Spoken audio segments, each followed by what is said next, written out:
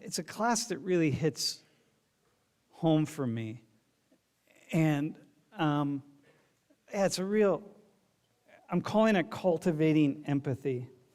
And I've been just feeling a lot these past few days. I'm watching things unfold in Gaza and in Israel and around the world, and I'm just watching a lot of things, and I'm feeling a lot. And yeah, I'm really feeling a lot. And so we have a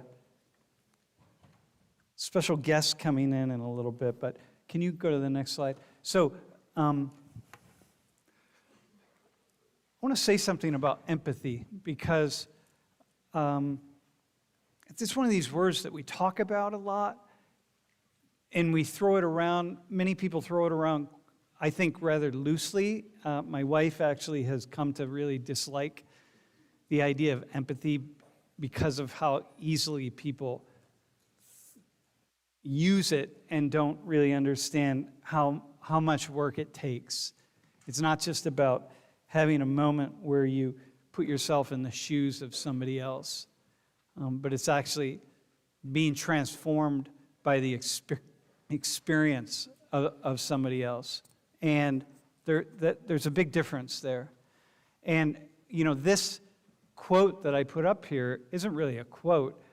It's a statement that if you go into marital counseling, when you go into marital counseling, as many of you will, you're going to hear this as a way to resolve a lot of issues in relationships, and of course issues in your friendships, that if you just listen to what somebody is saying when you're in a disagreement, and if you can say that you are listening, and if you truly listen, and if you allow yourselves, when we allow ourselves to shift even a little bit, it's surprising how open somebody else can be when they feel like they're being heard.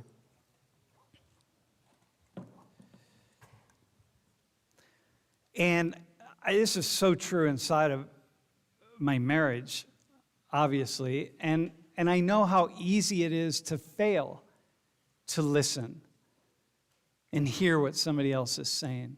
And even in this class is so much about empathy. And it is, I so strongly take the position that I am trying to just show people perspectives that they may or may not have heard before, or perspectives that might hopefully challenge us, including challenge myself. I get challenged all the time when I invite volunteers up to talk about their experience, and they say things that I'm not prepared for them to say, or ready for them to say, or expect them to say, or maybe some things that I disagree with, or I think I disagree with, and I'm challenged because I have to move a little bit. And sometimes I move around, like I'll move from this side of the table over to this side of the table based on how I'm experiencing things that people are saying, and sometimes how challenged I am by what they're saying. And it's true of people who watch the videos from the class. Human beings, all of us, have a wide range of concerns in this life. And our concerns are about all sorts of things that are personal and social and psychological and matter to us in different ways, and some that really matter to us. And sometimes we just want another person to hear or understand our concerns. And for me, for example, this past Sunday, I took the entire day and I read emails that I have received over the past couple of months from people who watched the stream or who watched the videos and just wanted to reach out and say something about what they observed or are thinking about, or or have been challenged by. And one thing that I notice consistently in the emails is how often people remark to me that they were challenged by something, usually something that a student has said, something that you all, one of the volunteers has said, or something that we talked about, and how much they were challenged by it, and how much it really opened them up to think about something in some kind of different way. And it is only, almost always, they're more open to thinking differently when they feel like they've been heard about something, right? So, I just received, oh my God, just this morning, I received an email from a police officer from somewhere in the United States, and who said, look, I really appreciate the classes that you have done on the police and the one conversation that you had in class with the police officer from Oregon. He said, I feel like you were speaking for me. I have so many things that I just wish other people understood about who I am and what I do and why I do it. And so I really want to thank you for that, because I just feel like I'm being heard by having these ideas put out into the world. And I have to say, there are a number of things that you talk about and your students talk about in this class that I really am challenged by, and that some things that I disagree with. But because I'm being heard, because you,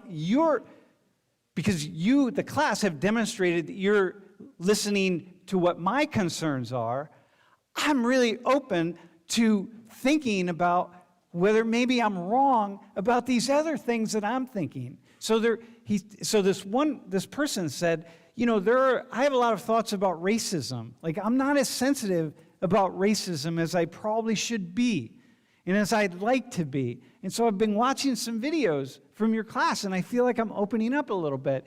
And this person would not be opening up if they weren't already heard. And that's the empathy piece. This is like, I hear what you're saying, and now I think I can understand a little bit more about what's behind your thinking. And because of that, I'm just going to open up. I'll share more, and I'll be more willing to shift some of the things that I'm thinking. And for me, these are the tiny miracles of life. And it feels like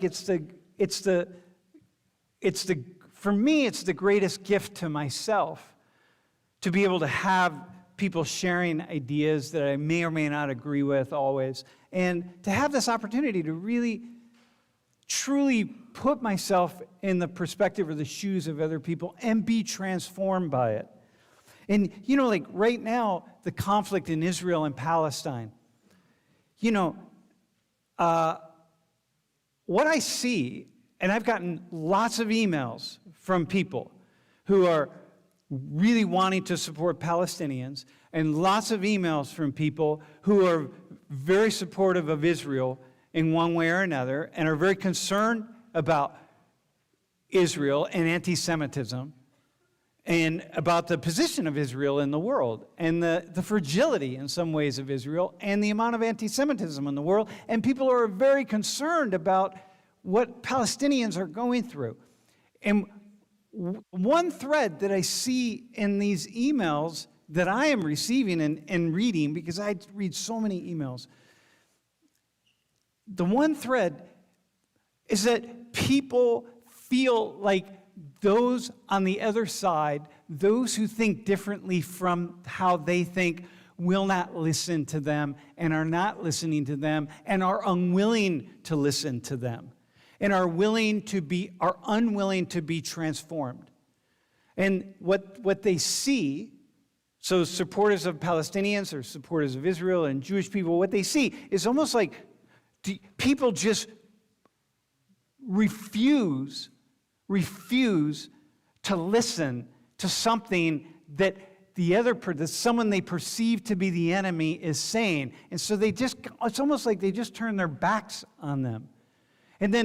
But I don't think they really do. I think they really just don't pay attention. That we often don't pay attention to the things we think are unimportant. Like,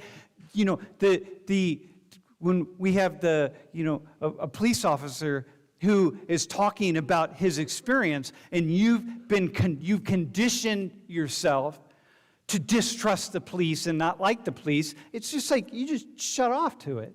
It's like, why would I listen to this person? But then, like, why would anybody listen to you? Like, why would that happen? Like, why would you expect anyone to listen to you if you don't listen to somebody else?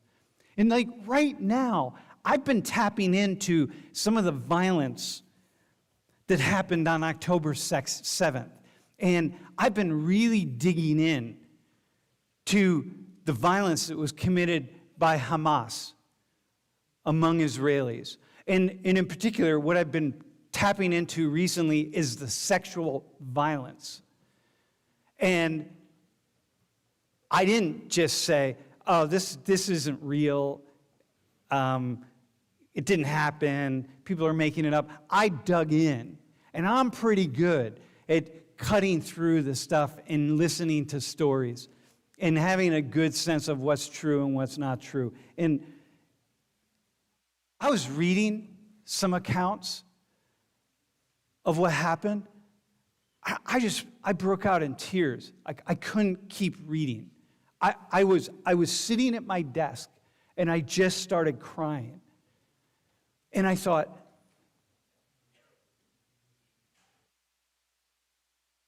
how can we be so divided on this? Like, how can people be out demanding that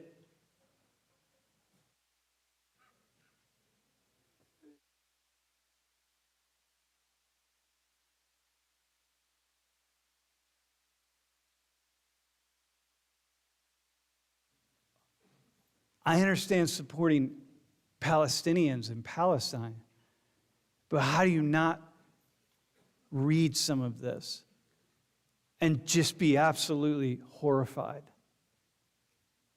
I don't understand. Why is it impossible? Why is it so impossible to hear something that is difficult to hear and not feel like we have to radically change our thinking and change our minds and then completely agree with this other person? Why can't we just hear it and feel the pain of what is being presented and then sit with that and be transformed somehow? Why don't we do that? What makes it so difficult? And I'm watching the bombing in Gaza, the thousands of people who have lost their lives, the thousands and thousands, tens of thousands, hundreds of, the horror, the terror. And I think, how can somebody watch that and not just feel this absolute gut-wrenching compassion for what is happening to the Palestinian people in Gaza? Like, how is that not possible? Like, what do we become? And empathy, and this is my wife's critique, empathy is not just this thing that you think you're doing and you imagine it. Oh, I empathize. Empathy is something that transforms you. And the same tears that I shed reading the accounts of what Jewish people experienced on October 7th, those same tears come from me when I read the accounts and see the photos of the destruction of Gaza. Like, it's heart-wrenching. This is empathy. That's what this class is. It's so many levels. You know, it's like life is really complicated. And somehow I have this sense that we just want to be on a team, some kind of team. Because if I'm on the team, I'll be on the team with all these other people, and somehow they'll just protect me. And it'll be okay, and I'll make sense of it. But you don't make sense of it. What happens when you get on that team and you fold your arms and you turn your back on the other people and you allow things, horrible things to happen to those other people, and don't touch the terror of that.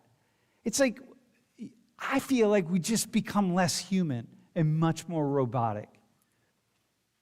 I see it so much. Life becomes less complicated, perhaps. But man,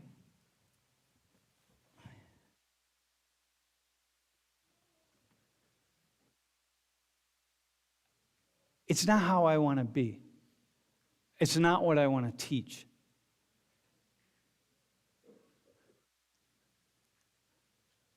So here, let's do the first attendance quiz, and then we're going to go to our first guest.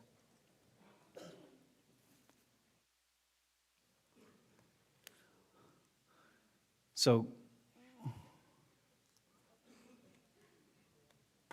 good.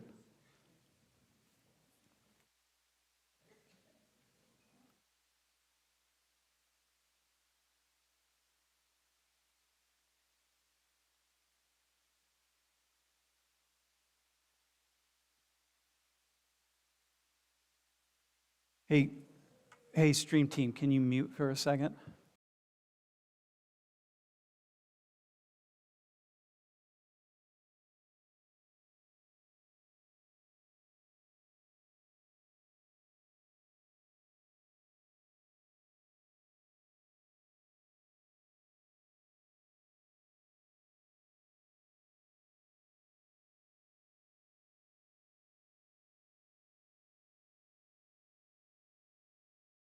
This guy.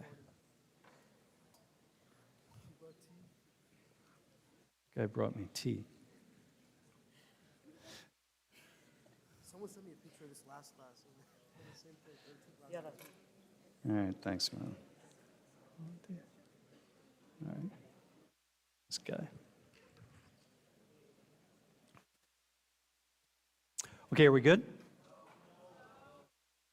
Go ahead, man.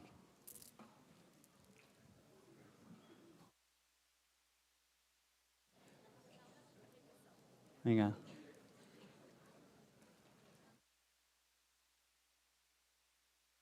Got it? Dude, how many people didn't do it yet? What's going on? It's lagging? All right. Dude, keep track of that number. Got it? You all got the number? We good? All right, man. We're going to move on. So, Julie, just keep it open. Tell her to keep it open. All right, man. What's that? Yeah, turn the sound up.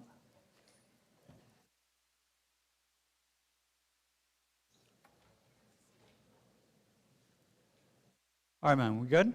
And if you can't do it, take your selfie. Hey, so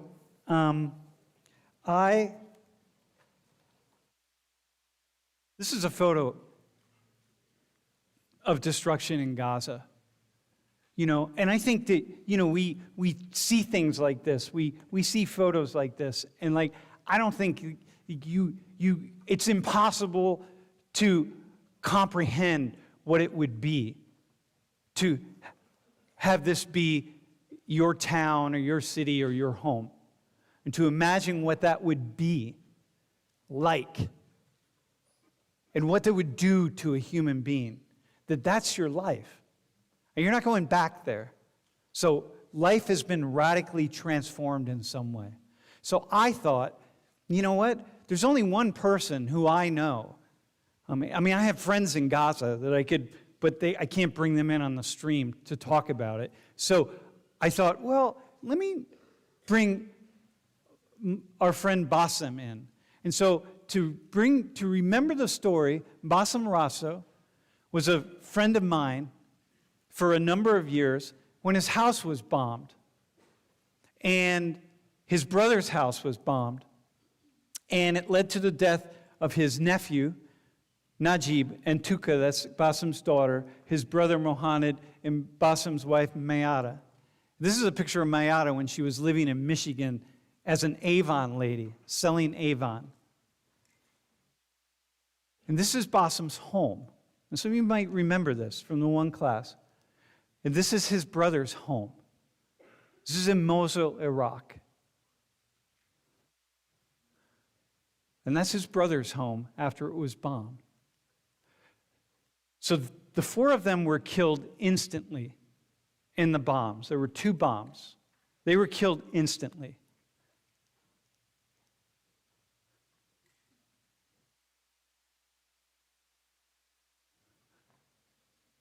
This is Bassem's home here. This is his brother's home. And you think, what is that? How do you go? What do you do? How do you go on? How do you live? How do you think about it? And so I asked Bassem if he could come into class today and just talk about that. Talk about his experience and what it is. So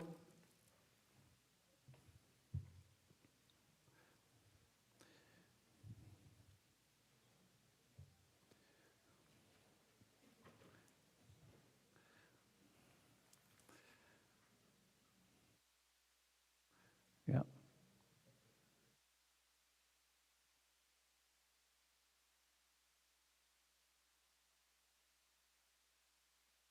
You got him up? Bassem? Wait, hang on. We don't have audio yet. Okay, try it now. Hi, Sam. Bassem, how are you? I'm good. How are you? I'm okay. This is kind of a difficult class. You were listening, right? How? I don't know how you go. I don't know how to even contextualize this, right? The amount of the misery, the heartache. Tell me how to think about this. You know, you sleep and you wake up and everything has changed. You've lost 4 of your loved ones and your life is changed forever, and there is no way I can go back to the life I was living. You know, I only went back to my house once in 2017 with the New York Times teams to do some photography, and I have never went back again, simply because I do not want to live the misery again. In the morning, I turn my TV on and I look at the news and I look at Gaza and what's happening in Gaza, and I just have to turn the TV off because it just brings back memory to me. And there is no way people of Gaza will go back to their homes. You know, in every armed conflict, the weakest link is the children, the women, and the elderly. And I read, I see, I watch videos of what's happening, and it's there is no explanation. I feel empathy. I will probably be criticized, but I feel empathy to anybody on both sides who lost his house, who lost a loved one, because their life will never be the same again. You know, you and I were talking earlier about October 7th and the horrors of that and the stories, you know, and you have to really go read the stories and how easy it is to not read the stories. And than to just tend or imagine that maybe it didn't really happen. But when I read these accounts, it's like when I read accounts of things that happen around the world in different places. But when I read the accounts of October 7th, it's beyond what I can. It's beyond anything I can imagine, And when I look at the photos, like this photo that I had up in Gaza, it's beyond anything I can imagine. And yeah. This goes against the teaching of Islam, because Islam teaches us to respect your POWs. And maybe we'll read about it, maybe we will hear about it, but for the people who went through it, for a daughter, for a sister, for a mother, this will be tarnished for life. Yeah. If something like this happens. When we were going back to your house, you remember when Lori and I were there and we wanted to go visit and you didn't. And that's the only time you've ever said no to me. Like you just, and I knew not to push it. And I didn't, I knew not to push it, but I really. Yeah, I told you, I went once in 2017 or 16, and I never went back. Sometimes I go to an area that I have to go across the street, and I try to take a different route because I don't want to go past the farm. Yeah. So what are we, so you heard me talking about empathy and how sometimes we just don't want to listen to people who we think we disagree with or people on the other side. Like we've taken a team, we've decided to be on some team, and then we don't want to be, the other team is the enemy. And even the most horrific things that happen to the other team, it's almost like because we're on our team, we can't care. We have to just kind of turn our backs and not even listen to it, not hear them, not have any compassion toward them. Just somehow we just turn our backs because we're trying to just be on our team and survive. And somehow, if we're right, if we can just believe we're right and hold that stance, then everything's going to be okay. Do you tell, how do we get out of that? How did you get out of that? Sam, to be human is not an easy thing to say. You have to feel what the other is feeling. You have to think the way they are thinking. It's difficult to be, not to take part, not to take sides. It's very difficult. But to be objective, you have to think how the others are thinking. Yeah. Both sides are paying the price of this war, but the Palestinians, of course, are paying much heavier toll because their cities are destroyed. But even that, like I don't even say that. Like I don't weigh it, like for me. I know what you're saying, right? But I don't even weigh it because for me it doesn't matter. Like the horror, that just like if one person is feeling the depth of the pain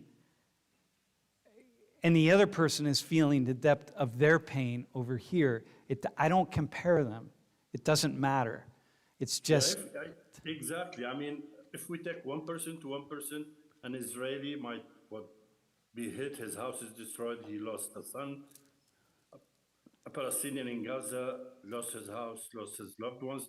If you take these two individuals, both have lost, but we cannot say, we cannot empathize with them because these two humans as individuals, Yeah. they have both lost. Yeah. And it's very difficult for people to put, because with all the destruction we are seeing on TV, it's only numbers. But if you go down to an individual Yeah. base, Yeah. that's how to be human and empathize with them. Yeah, because I think that one of the things we do is we come up with these ways to say, oh, that group's suffering is not as bad as my suffering. And so we count numbers or we count something, right? We frame it in some way that it's just really different. And it's so mine is not like theirs. And then we all want to just feel like it's, and that allows us to feel justified or righteous in the way that we do this. And so I think I've trained myself to not do that. It doesn't matter. I just look at what's happening over here on its own terms. And then I look at what's happening over here on its own terms. And I just have stopped weighing them. And that's how I can, for me, I read these accounts of October 7th. And if I'm Jewish, I'm just thinking, how could somebody not read this stuff, read these stories, and just fall on the ground in a heap? And like, how could you not feel that? Like, oh, and then if I'm Palestinian and I'm watching the death of so many people, and I would just think, how can you not see how horrific this is? And I think that the fact that we ask these questions and we don't get an answer, it just kind of keeps us in our space. And then we start building these walls around us. And then it just starts becoming, I'll tell you, the hell with these people, and then we stop caring. But Bassem, I have received so many emails, that unfocusing class that we did, so many emails from people with very different perspectives who have just said, thank you. Like, I just needed to hear something that was more complex, just not pointing fingers and shouting and yelling. Yeah, hope, just hope. So with that in mind, my friend, where's your hope coming from these days? Because I know you have hope. And don't tell me you don't, my friend, because don't tell me you don't. I'll never lose hope. Yeah, okay. We just need people like us, probably to think about, because at the end of the day, it's my loss, it's my hurting. If you think of me as an individual and what you've done to me, and you don't want this to be done to you, then there will be hope. There's always hope. Yeah. Yeah. So you just sustain it. Yeah, I have to. For me, after 6 years or coming to 7th year of the loss of my family, being busy trying to help people who are less fortunate than me is what's keeping me focused, what's keeping my morale high, what's keeping my humanity up and running. Otherwise, if I don't help people, I probably lose my mind. Yeah. Well, you've helped me. So. Well, me, I've learned a lot from you. Well, I don't know. We don't have to go back and forth, but I feel like I've learned more from you, my friends. So, yeah, when I think about this current conflict, I really, you're with me all the time. This voice that we both have to say, like, you don't have to jump in and condemn and take sides and all of that. Just hold the space of the sorrow and the pain, and it's okay. You and I both do coffee or tea, Arabic tea from one of my Saudi students who brought tea for me today. Hey, listen, can you do me a favor? Just one final thing my students to hang on to, man. Just one final bossomism, man. What do they need to remember?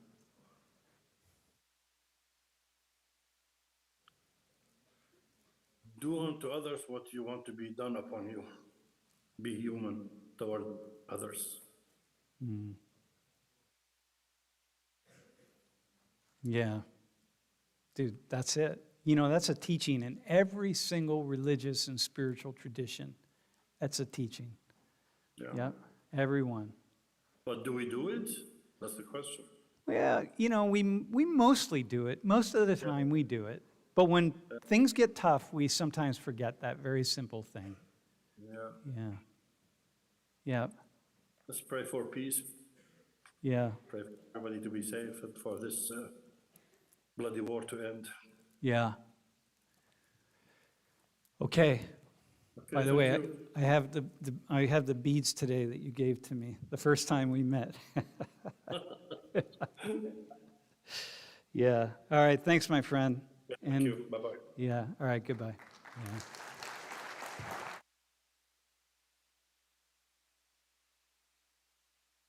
Yeah.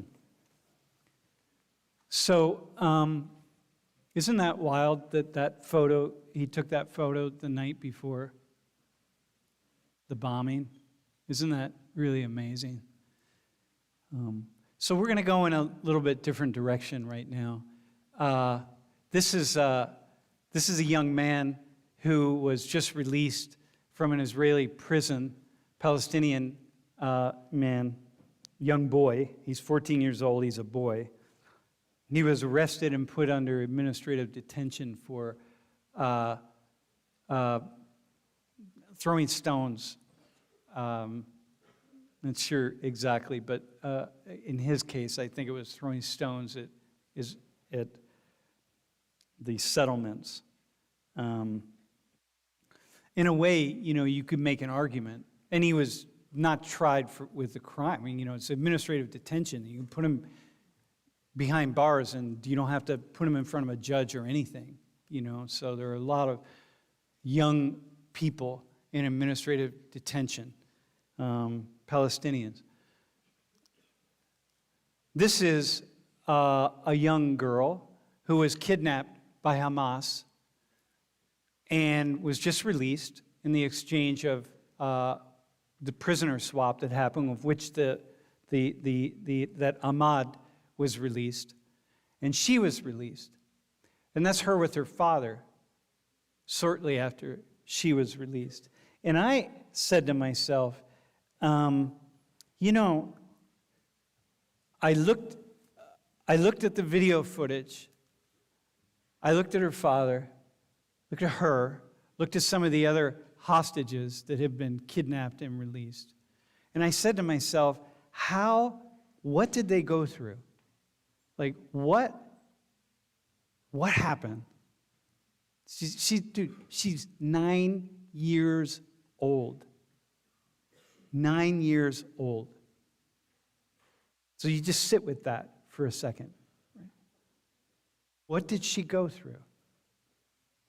Look at her. This little Jewish girl with her teddy bear. What did she go through? But it's hard, right? It's difficult. Okay, so with that in mind, but we have the opportunity to have a conversation with somebody who happens to be a student in this class who had a similar experience. And so, Julia, come on up.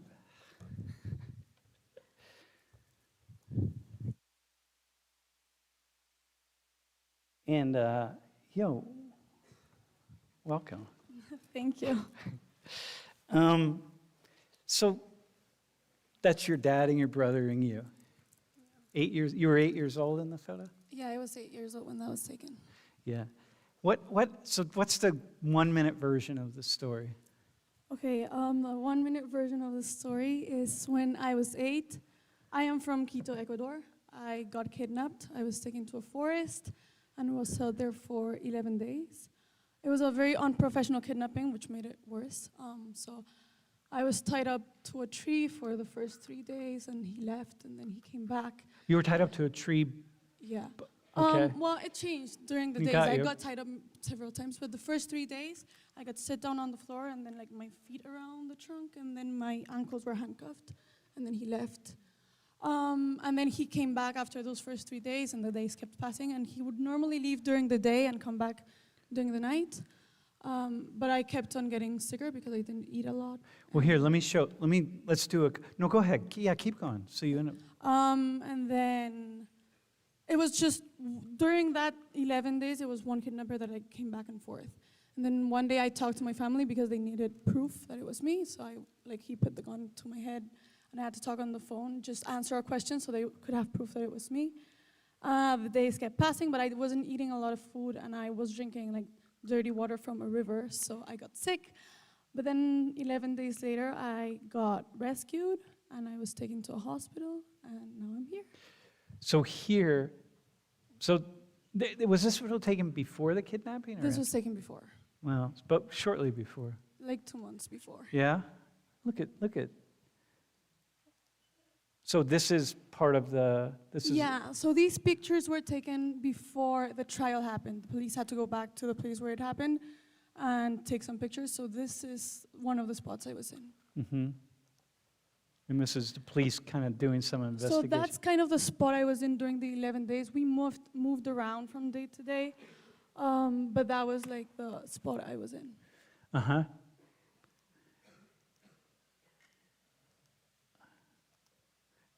Hang on. Dang. Okay, and this is when you were. So this is the exact moment when I met back with my family after I got rescued.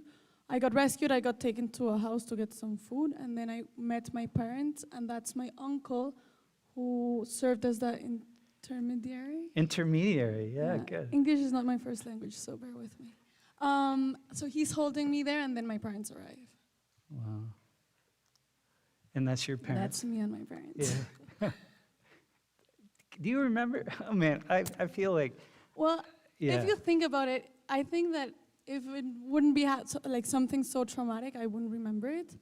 But I remember everything because of how much it has made me who I am today. Part of my process of getting over it was doing some psychological thing where I don't remember his face perfectly. I remember it kind of blurry, but I remember it, all of it. Yeah. So I want to go into that. I want to ask this. So this is one of the first moments when this young girl, Emily Hinn, met her father, right? So it's kind of, I think about that photo with you and your dad, your parents hugging, and then I look at her. And I think, wow, and then I look at this. They're the two, there you are. Here's this little girl who last week gets rescued, and there you are. And you look the same. I mean, you know. Well, I think that in some ways it was similar. We both got kidnapped. Yeah. But I lived something very different than she did. Mine was way shorter, and in every way it was different. But I think the most similar part about it is maybe the rescuing and getting back with your family. Yeah, well, the trauma, right? So I want to just leave this photo up here. So this is you, right?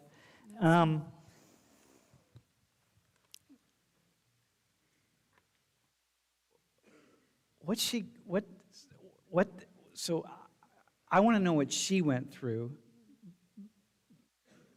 by asking you what you went through.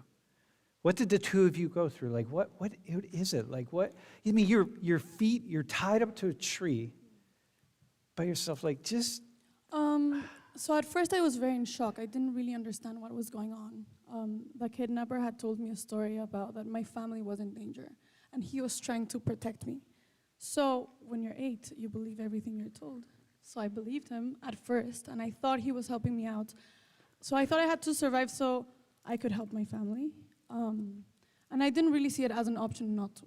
Like, I had to see my family again, so I didn't see it as an option that maybe I can give up.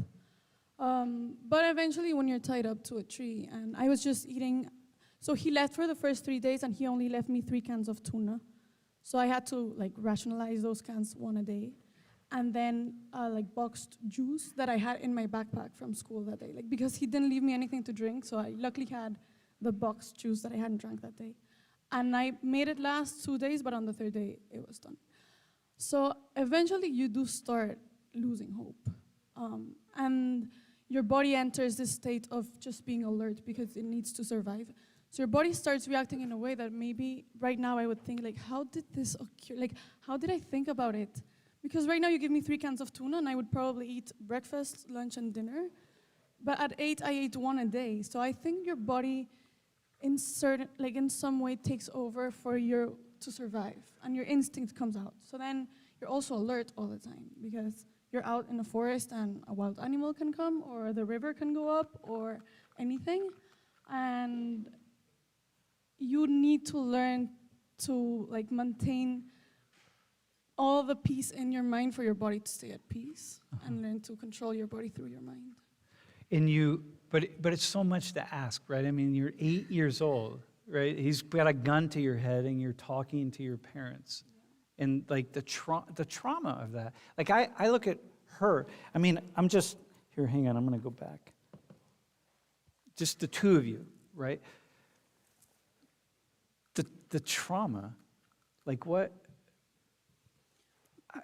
I think the interesting part of it is when you're living it, at least for me, you're not thinking, well, all the trauma is building up, but you're not aware of it. And when I tell my story, usually I just tell the 11 days I was kidnapped. But the interesting thing is that there's so much more after you get rescued with the trauma. So the kidnapping lasted, 11 days? And the time it took me to get over it is, I think I'll always keep getting over it. Mm-hmm. And that's just the part we don't really talk about, the trauma that comes after, the fears, the physical, like your body, your mind, your family, because it's not only you going through it, it's also your family going through it. So maybe there's things that I've learned to live with that some people in my family haven't, and it's not just my story, it's also their story through their point of view.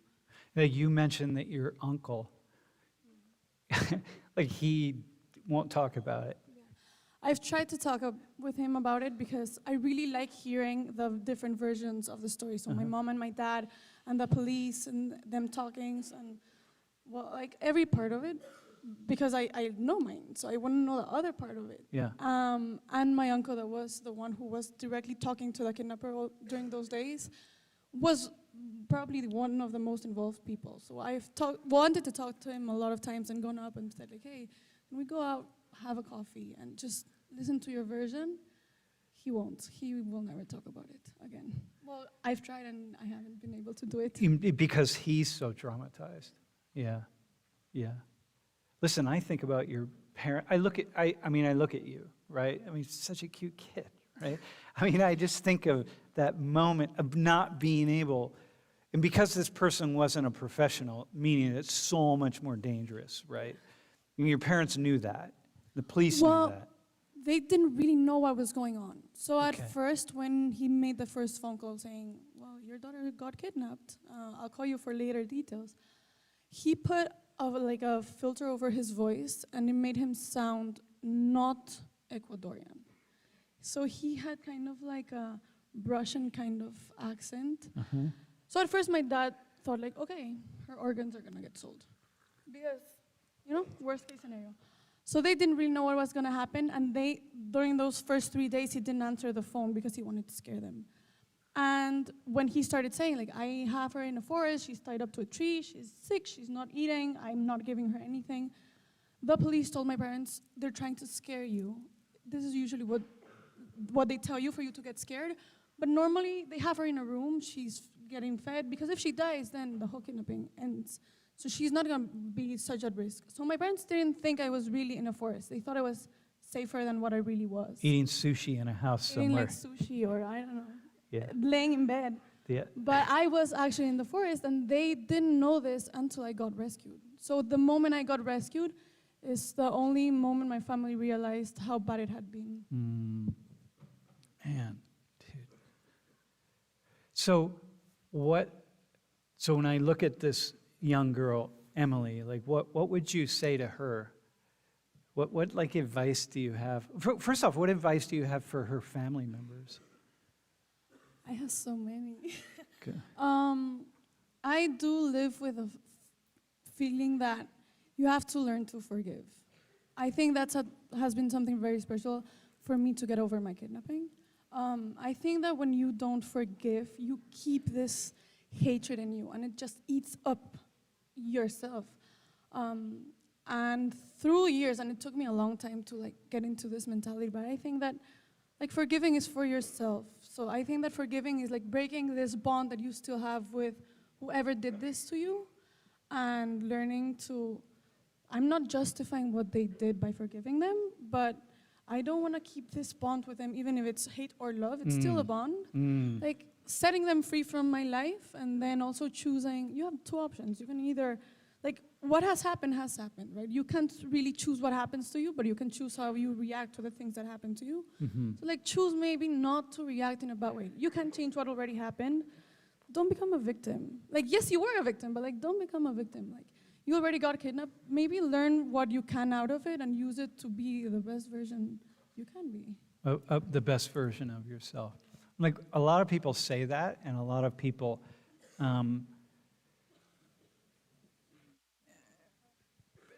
think that they're doing that or think they want to do that. And I'm wondering if you sort of opened that doorway and thought you went through, but you didn't fully forgive, and you had to go back and do it. You know, Bassem and I talk about this a lot. Well, it happens, and it still happens now. Like, I have forgiven my kidnappers, and I like had set them free from my life. But there are times in my life where I have a lot of trauma still, and something happens that triggers a trauma, and I am so mad at them or at life that like, why do I have this trauma? It's so unfair that I didn't choose this, but I have to live with this for the rest of my life. So it feels unfair a lot of times. So maybe those times I feel that I'm giving some steps back, but I am gonna live with this forever, so might as well just learn to live with it and continue.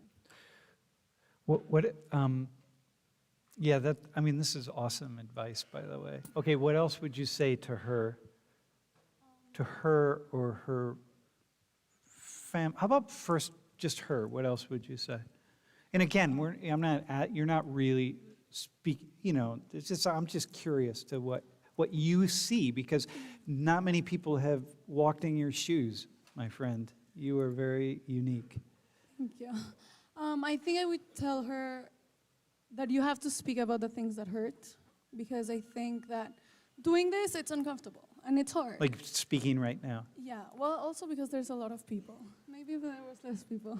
But I think it's really important to talk about the things that hurt, because first of all, it's like a reality check of, okay, this did happen to me, and it's hard and it's uncomfortable, but it helps you get over it. And it puts you in an uncomfortable situation where you feel the pain, and maybe you feel sad, but you do say like, okay, this is my story and this is me, and I have to talk about it, because it does take out that pressure you feel on your chest. Yeah. And then also that she's gonna continue living this forever, because okay, I had 500 hours of therapy once I got back, and like I was so sick of it. I didn't want to go back to a psychologist ever in my life, because I used to go every day and then every other day, and then I just didn't want to go anymore. But I had to for a lot of years, and then I eventually go back. But something I've realized is I will always continue to live through it. Some people tell me like, okay, it already happened like so many years ago, like get over it. And yeah, in a certain way I'm over it, but in other ways I keep growing, right? So I keep growing and I keep maturing and I keep learning things, and then I look back at it with different eyes and different perspectives on life, and every time I look back on it, I see it with, like, I realize something I hadn't realized before, and I see things that I hadn't seen before, so I still work on getting better and getting over this. So it's gonna not haunt her, but it's gonna be with her forever. Do you ever have moments where you feel as though you have like a flash of a thought that this was a blessing for you? I ask that because I hear that. Sorry to interrupt, but I hear that from people sometime who've experienced some kind of trauma like this, and a lot of times that's hard to really understand. But well, a lot of people tell me like, if you could go back, would you avoid it? And I always think about this. I don't know if I would choose to go through that, but I do think that going through something like that, and I think the more pain you feel and the worse a situation is, the more you learn from it. And since this happened at such a young age, I would really don't know who I would be without this, because it has really made me who I am. Yeah. I think it's a blessing how things turned out, that at the end of the day, I was alive and things turned out well, because I could have died. So I think I see it as a blessing in that way, and who I am today, yes, but I also see it as like, now that you can't change the situation, really try to make it the best. So yeah, right now, maybe I would be this really girl that like wouldn't eat anything and would be super picky and like, oh, I don't want to eat tuna. Yeah, And now I yeah, see yeah. tuna and I'm like, oh, I love it. This saved my life. So yeah, Emily, that this is also their story, not only hers. Yeah. Like, yeah, maybe she was the protagonist, but this is also their story and their trauma, and they should also treat it as such. Like, they should treat it as something that happened to them, not only, oh, she was kidnapped, she needs help. You also went through this, you also have to get over this. And really, and I know this is gonna sound super cliche and everything, but really, like, it makes you be so grateful of everything that you have. Yeah. Yeah. Probably yeah, so many times you wake up and it's like, oh, I have to shower. But when you're in a situation like that, you just want to shower. Like, so Yeah. you really learn to give thanks for so many little things that we just take for granted. Yeah, that's pretty cool. I do. Listen, Bassem would say that. I mean, this is life, right? This is life. And Hey- yeah, like, I think life is unfair and it will never not be unfair. So Well, you can't, if you can make it unfair for somebody, don't. But if you're gonna have things that happen to you that are unfair, and not everybody's gonna get kidnapped, but a lot of people are gonna get probably cheated on. So like, it's unfair, but you can't choose what happens, just react in the best way. but maybe the sense that life is unfair, that it's fair. You know what I mean? Ironically, it's just kind of like, Everybody has their unfair things in life. yeah, I mean, once it happens, you have a choice. We all have a choice. We're going to have to deal with things. You know, I have so many things in my reality that I think about. Are there any questions? Yeah? Hey, does anybody have a question you want to ask? Anybody have a question? Dude. There's a question.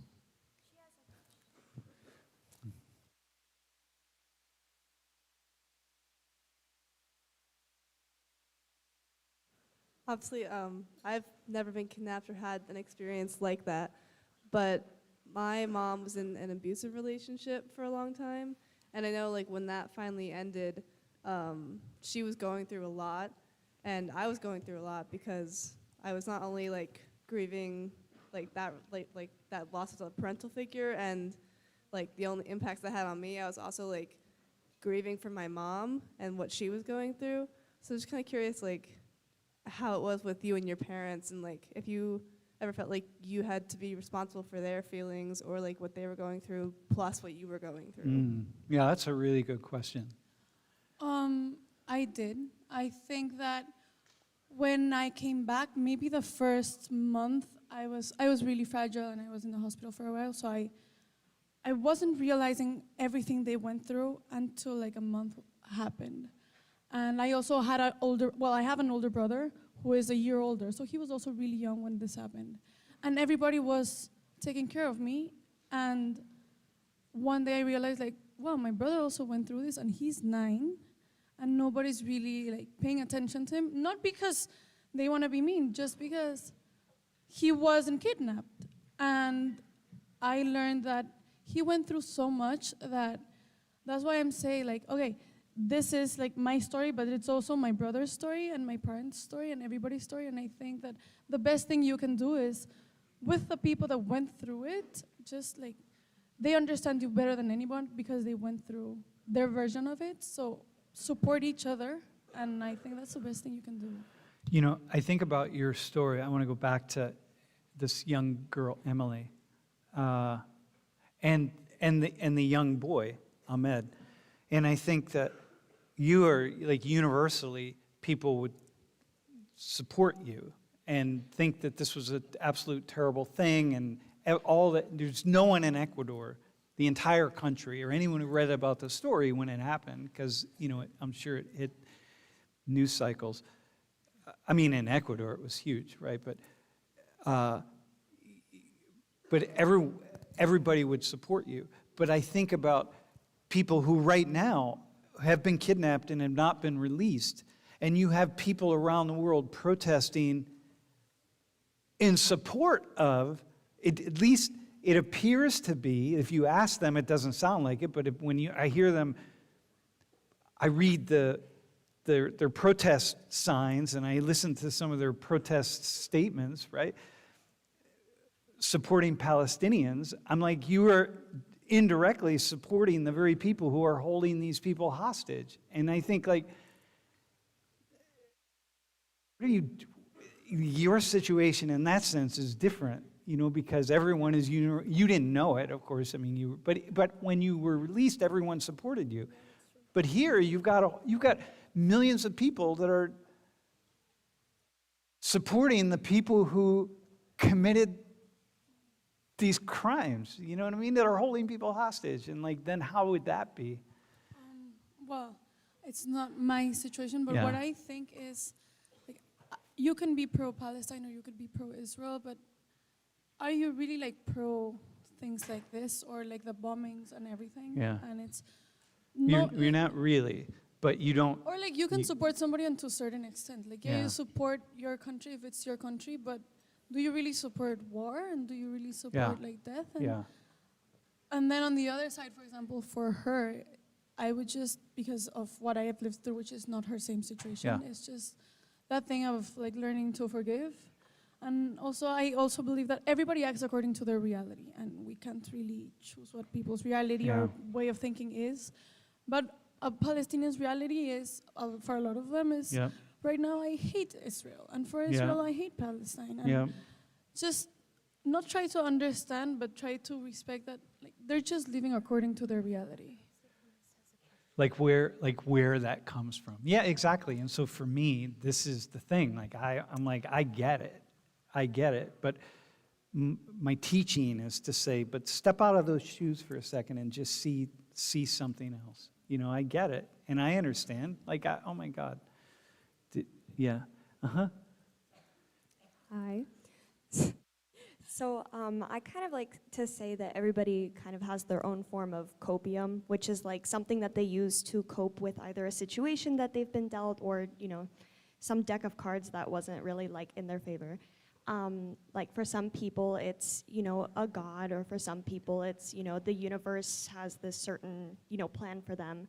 And I know that you were 8 years old when this happened, but as you grew and as you went to these psychologists or these therapists and whatnot, what was one thing that you would consider that copium to be? It doesn't have to be religious, but, you know, as you grew with this kind of weight on your mind, what helped you kind of gain peace with it? Okay, that's a really good question. And I am religious. Well, I don't follow a specific religion, but I do believe in God. And I do think faith was very important for me. Mainly during those 11 days, but also afterwards, it was very important for me to think about, like, even if this seems so out of my hands, my thought is like, there is a perfect plan, and like this is part of that perfect plan, so everything happens for a reason. But then also, as cheesy as it sounds, just really holding on to like love, and the love I had for my family and the love that my family has for me. So thinking I'm doing this for them, and at the same time they're doing this for me. So just really holding on to that love as your motivation. No, that's cool. I like that. Yeah, that's very. You're very inspiring, by the way. Yeah, yeah. We have Bassem, and we have you to inspire me. That's why. This is why I teach, by the way. So I meet people who can inspire me. Otherwise, I would just go do what I really want to do. Should probably be a carpenter. What did you learn about yourself and the trauma that you went through from the therapy sessions? Yeah, that's a cool question. In a very humble way, I would like to say that I learned like really how strong I am and the things I'm able to go through. And it really like has served me a lot as a reality check when I'm suffering for something. And I stop and I'm like, wait, I actually went through this, so this is not the end of the world. Like, I've been crying over boys, and then it's like, wait, I got kidnapped. Like, let's put things into perspective. By a boy, by the way. By a boy. Like, so I think I learned just like, first of all, how much I want to be here, and second, like really what I'm capable of going through. Yeah, that's cool. Yeah. Is there another question? Is that it? Anybody else have a question you want to ask? Bro. Do you have a question for me? Yeah. All right, bro. All right, hi. I just want to ask, going through an experience like this, do you think it's made it easier or more difficult to relate to other people that might come to you with a problem of their own? Like, do you think this has, how do you view other people's problems that maybe others might see as like less serious, but like how does that make you relate to them? Hey, this is actually a really, really good question because there are so many people in this classroom, for example, who have all sorts of traumas, you know, that are wrestling with this particular question. Wait, hang on. Hang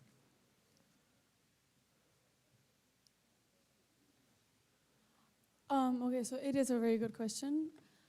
I like to think about it as I can't expect everybody to have my same story, as none of us can. Like, we all have our own story. But for me, this is the biggest thing in my life, and maybe for somebody else, it's something that for me could seem like something less, but in their eyes, it's not. So, like, don't try to like diminish somebody's emotions or the things they've been Yeah. through. Like, maybe for me it was my kidnapping, but for somebody else it was their parents' divorce or moving from a state to another.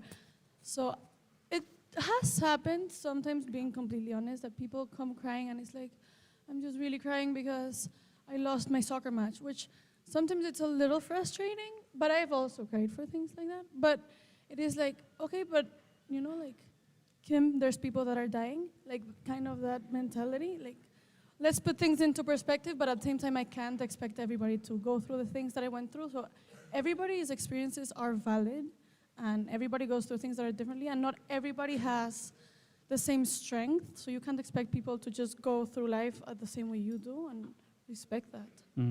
Yeah, I like that. And also understand, right? Like, so I can understand why, if we stay with this conflict in Israel and Palestine, like, I understand why a person would hate. I mean, I get it.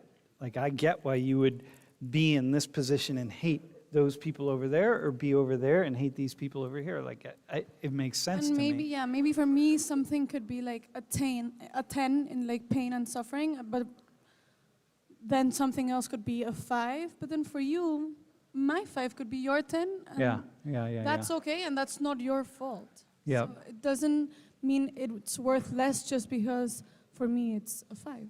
Yeah, I like that. Awesome, man. Hey, any other question? Are we good? Bro, we have one final question here. This guy right here is going to ask a good question.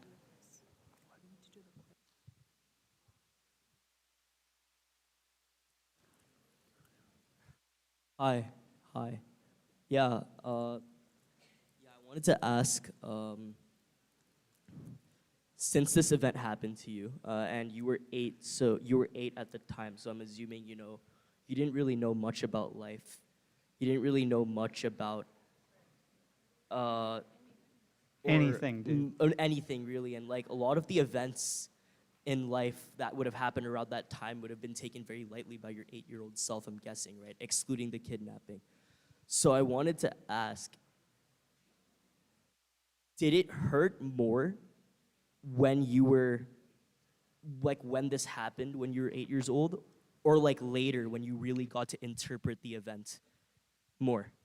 I think that's a very good question. You answer it in 20 seconds. Okay, first of all, I was very naive, so in certain ways, the kidnapping itself, like the physical pain, maybe it hurt less. But as I have grown older and looked at life differently, I go back and some things hurt more now because I didn't understand them when I was 8, and then some things hurt less.